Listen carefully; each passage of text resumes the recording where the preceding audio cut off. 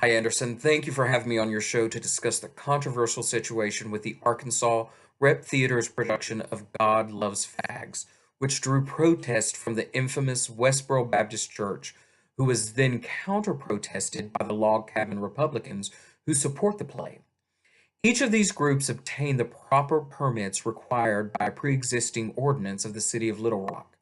The existing ordinance allowed the protesters to picket in the park across the street 1 hour prior to the performance until the end of the show. The day of the protest, a third group called the Anarchists showed up with their head speaker, Theon Greyjoy, who was encouraging his group to set fire to the theater, which resulted in Greyjoy being detained by the local police. After the opening of the show, the Little Rock City Council passed an emergency ordinance giving the city the authority on a case-by-case basis to prohibit political protests of more than 100 participants within half a mile of a cultural center during any performance. This controversy has spurred three lawsuits. First, Westboro Baptist Church and the Log Cabin Republicans are suing because they feel that the emergency ordinance is an unconstitutional restraint on their First Amendment rights. I do see that this could be deemed a breach of their freedom of speech. Under the content neutral regulations, Little Rock already had an existing ordinance to address protests, but with the inclusion of the emergency ordinance, the city put a restriction on the time, place, and manner, which goes beyond the restraints of the previous protests, which means the new ordinance would distinguish the basis of the purpose and the character of each speech and protest to come. Specific government interest was protected under the original ordinance, and with multiple views from counter protesters, there were ample alternative channels of communication. The second lawsuit was from the Westboro Baptist Church as well, and it's arguing that the public decency law of Arkansas is unconstitutional.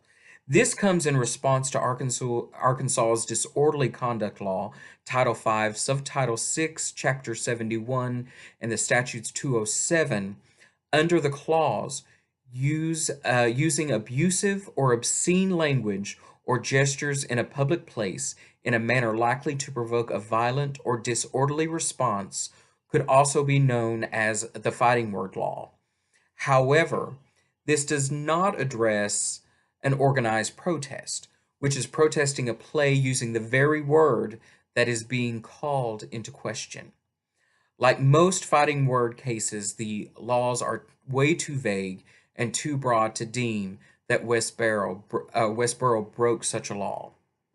Finally, Theon Greyjoy is claiming that his arrest was a violation of his civil rights as he was arrested for an act that was protected by the First Amendment. In fact, his threats of burning down the theater is not protected under the First Amendment. An unprotected form of speech is that of incitement to imminent lawless action. Government can restrict speech if it is directed to inciting or producing imminent lawless action and is actually likely to produce such action. The anarchist group has a reputation for their unruly behavior at many protests, which could have easily escalated at this particular protest, and it is still in question whether or not the anarchists acquired the proper permits to protest in the first place. Thank you again, Anderson, for allowing me to speak on this topic.